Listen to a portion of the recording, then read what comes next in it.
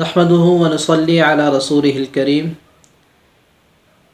محترم ناظرین سامعین، جس طرح حضور صلی اللہ علیہ وسلم نے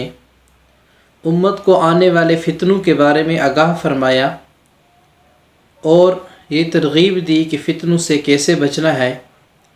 اور ان کے بارے کیسے احتیاطی تدابیر اختیار کرنی ہے، اور فتنوں کے بارے میں آپ صلی اللہ علیہ وسلم نے آگاہ فرما کر یہ مسلمانوں کو، امت مسلمہ کو بتا دیا تھا کہ ایمان پر ثابت قدم کیسے رہنا ہے، تو اسی طرح آپ صلی اللہ علیہ وسلم نے قیامت سے پہلے ہونے والے واقعات کے بارے میں بھی اس امت کو بتایا ہے، اور ان میں سے علامات قیامت بہت ساری آپ صلی اللہ علیہ وسلم نے بتایا ہے، اور ایسی نشانیاں آپ صلی اللہ علیہ وسلم نے بتائی ہیں جو آج کے زمانے میں حرف بحرف صادق آ رہی ہیں۔ ان میں سے ایک حدیث آپ کے سامنے بیان کرتا ہوں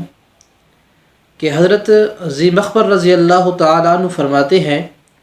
کہ حضور صلی اللہ علیہ وسلم نے فرمایا کہ تم عیسائیوں کے ساتھ صلح کرو گے، اس کے بعد پھر عیسائیوں سے جنگ ہوگی۔ اس کی تفصیل یوں ہے کہ عیسائیوں سے صلح کر کے ایک دوسری عیسائی جماعت کے ساتھ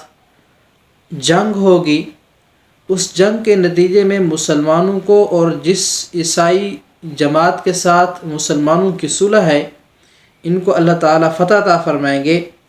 اور اس فتح کے بعد ان کو بہت زیادہ مال غنیمت حاصل ہوگا، اور صحیح سالم گھروں کو واپس لوٹ آئیں گے، اور ایسی جگہ پر ٹھہراؤ اختیار کریں گے جو بڑے بڑے ٹیلوں والا میدان ہوگا، بہت گھنے درخت ہوں گے، اور اس دوران ایک عیسائی اپنی صلیب اٹھائے گا اور اس کو بلند کرے گا اور یہ کہے گا کہ اس صلیب کی برکت سے ہمیں اس جنگ میں فتح ہوئی ہے۔ تو اسی دوران ایک مسلمان کو غصہ آئے گا کہ اس بات پر کہ اس نے صلیب کی جو ہے وجہ سے کیوں کہا کہ اس کو فتح ہوئی ہے اس جنگ کی، باقی فتح تو اللہ تعالیٰ نے دی ہے، تو اس بات پر مسلمان کو غصہ آئے گا، وہ اس عیسائی سے صلیب چھین کر توڑ ڈالے گا، جس کی وجہ سے مسلمانوں اور پھر عیسائیوں میں جنگ شروع ہو جائے گی، اور جس کی وجہ سے صلح جو ہے وہ ٹوٹ جائے گی، اور یہ عیسائی لوگ دوسرے عیسائیوں کے ساتھ صلح کر کے مسلمانوں کے ساتھ شدید جنگ کریں گے، اور اس جنگ کے نتیجے میں مسلمان جو ہیں اللہ تعالیٰ ان کو شہادت کی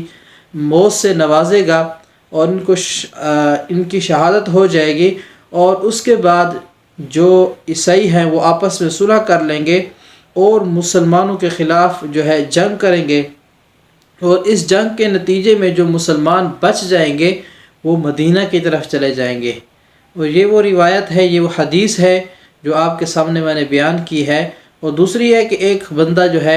ایک حبشی خانہ کعبہ کو برباد کرے گا۔ اس بارے میں روایت ہے، حضرت عبداللہ بن عمر رضی اللہ تعالیٰ عنہ فرماتے ہیں کہ آپ صلی اللہ علیہ وسلم نے ارشاد فرمایا کہ تم کبھی حبشیوں سے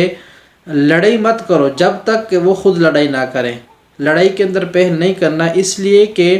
خانہ کعبہ کو ڈھانے والا، برباد کرنے والا ایک حبشی جو چھوٹی پنڈلیوں والا ہوگا۔ تو اس وجہ سے کہ حبشی کہا کیونکہ اہل حبش جو ہے ان کی چھوٹی پنڈلیاں ہوتی ہیں۔ اور اس کے بعد جو ہے کہ یہ حضرت شاہ صاحب فرماتے ہیں، شیخ الحدیث صاحب فرماتے ہیں اس حدیث کی تشریح کے اندر کہ جب مسلمان جو ہے سارے کے سارے ختم ہو جائیں گے، نیک لوگ ختم ہو جائیں گے، ایمان ختم ہو جائے گا، اس وقت جو ہے حبشیوں کی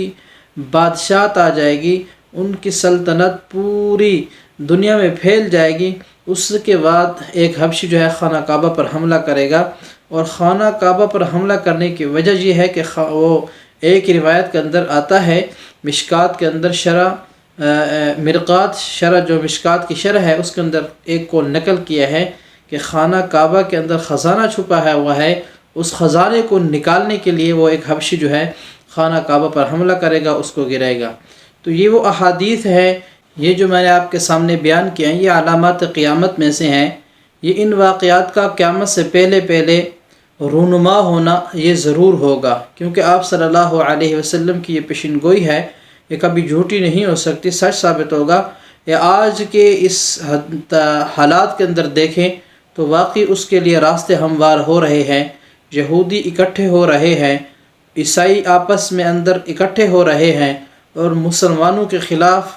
جو ہے مختلف قسم کی سازشیں بنا رہے ہیں۔ تو اس لیے ہمیں چاہیے کہ ہم ان چیزوں سے ہوشیار رہیں۔ اللہ تعالیٰ سے دعا ہے کہ اللہ تعالیٰ ہمیں ایمان پر ثابت قدم رکھے، اور اللہ تعالیٰ ہمیں فتنوں اور سے محفوظ فرمائے۔ جزاکم